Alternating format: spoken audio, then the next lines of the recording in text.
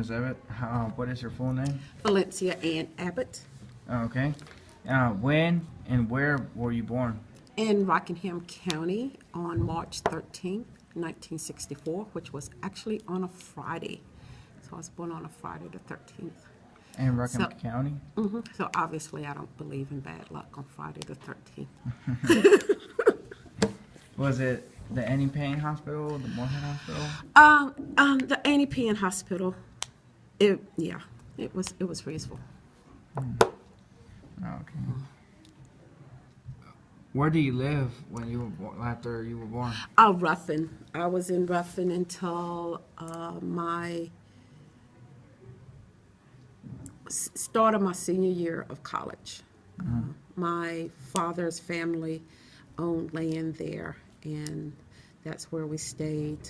Well, we stayed on the family land until my mom and dad separated, and my dad died when I was in 8th grade. And then we moved to Organ Hill Road. And I was there until I was 21, and then my mom moved to Reedsville. Okay. What images do you have from your town or the farm or city? Oh, country, country, country. When I went to college, one of the things that they could not believe was that I grew up in a place that did not have stoplights, did not have grocery stores or sidewalks, and many people were amazed that that's where I came from. But I love it, and the thing about it is that is exactly how Ruffin is today. I think if I could move back there, if I had the means to move, I would move to Ruffin right So- now. So you definitely had a country living. Country, yes. What high school do you attend? I graduated from Rockingham County High School in 1982, but the year, it was a new high school. Our class was the first class to start as a freshman and go all the way to a senior. Our class was the first class to graduate from 4 years there, so that was an accomplishment. A couple of years ago, I had my 30th high school reunion, so it was good, and that was the year that when I was in 8th grade, they closed down Ruffin High School. I was there for like a semester because it was 8th through 12th. Right. So to be an 8th grader, to be in the same building with high schoolers was a little bit daunting, but that's the way it was. That's interesting what you said. So you were the first one to start here in Rockham County. At the high school. The high school.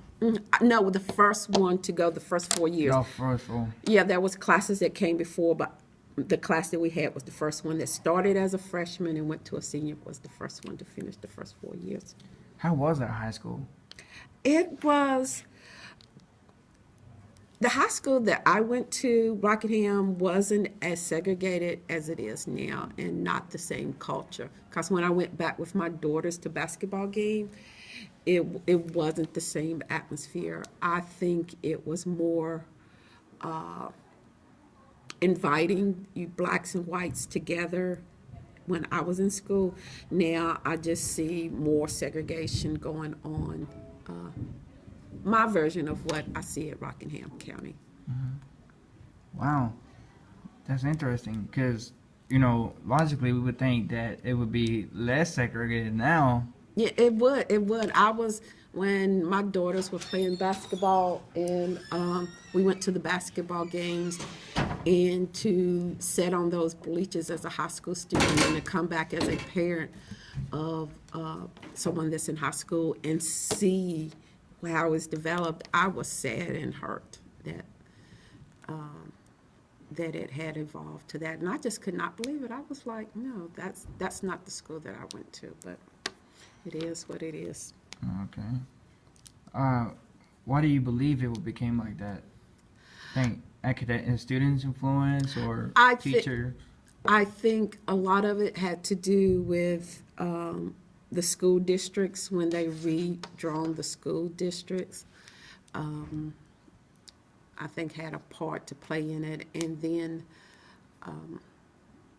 I don't know the demographics of what's the black and white ratio at Rockingham, but I felt that it was more evenly divided, and it just may be my perception then than it is now. So I really don't know, but I didn't like it. Still don't. That's still a different point of view. That's very interesting. When did you graduate from the high school? June of 1982, and went to Catawba in August of 1982. What are some of your most negative and positive memories of school that you could recall? Negative.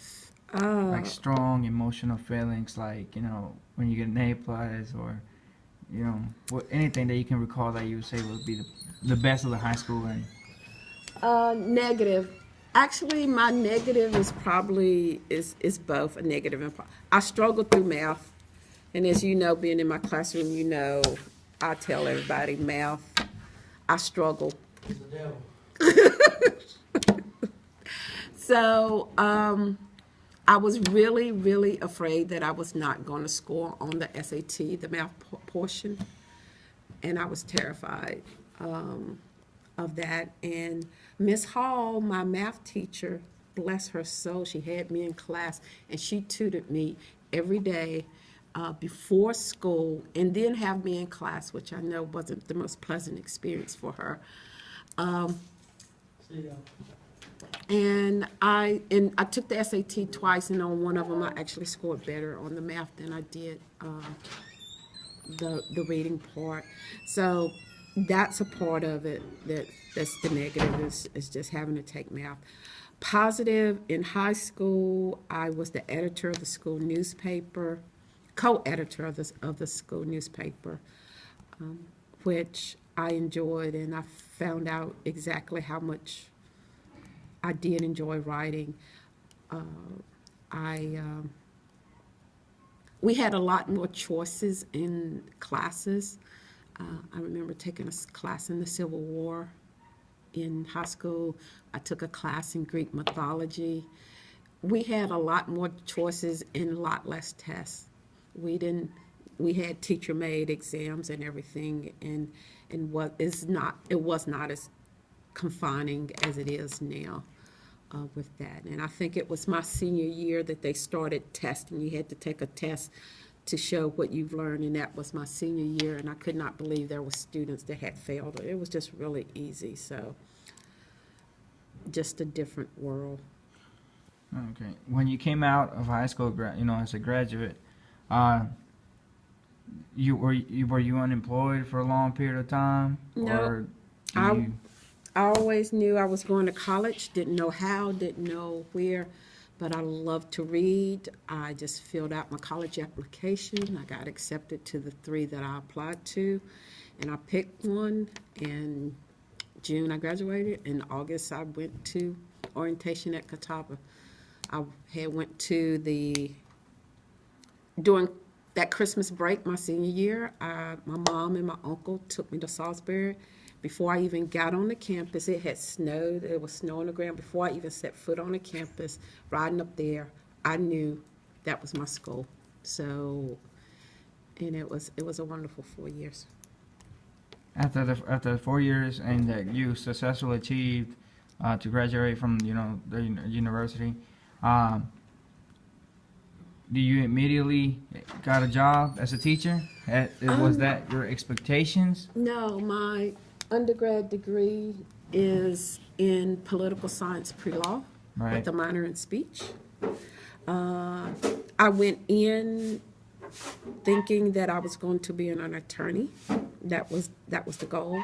When I graduated, I did not feel I was in a position strong enough academically to go to take the LSAT for law school, and then I was engaged my senior year.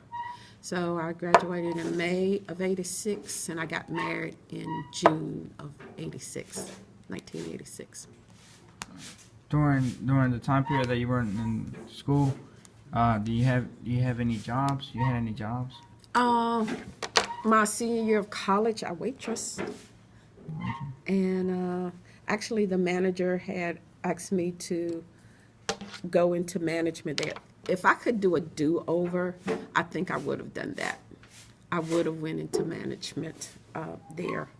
But I got married, and year after that, I had my first baby. Wow. What do you recall to be one of your worst or work problems, and how do you went about solving it? You mean after college? Yeah, like doing work. At work related or personal? No, at work related. Work related.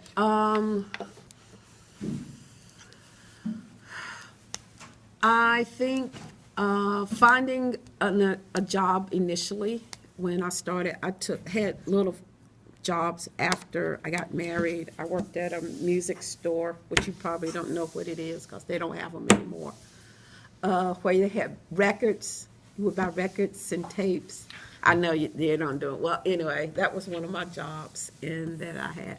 But when I went to find employment, professional employment as a paralegal, I was having a difficult time finding a job. So I came to RCC to take paralegal classes. And one of the things was that there were, I think if I remember correctly, I was the only black person or person of color in the class of, so there was all white women. And I was the only one that didn't have a job, but I had the most education of anybody in that class. And that's definitely a wake-up call when people say it's not racism and discrimination, it is. Because I had a 4-year degree. They were working on their 2-year degree, and they had jobs and I didn't. And one of the women there, she couldn't believe that I had a 4-year degree and could not find a job as a paralegal. Anyway, she knew somebody that knew somebody and got me in touch, and I got my first paralegal job. But then I also found out, working as a paralegal, I did not want to be a lawyer. So that was a good thing, because I could have maybe tried to go to law school and then found out I didn't want to be a lawyer. So I love being a paralegal, though. I love that. You mentioned employment and how it was a bit difficult.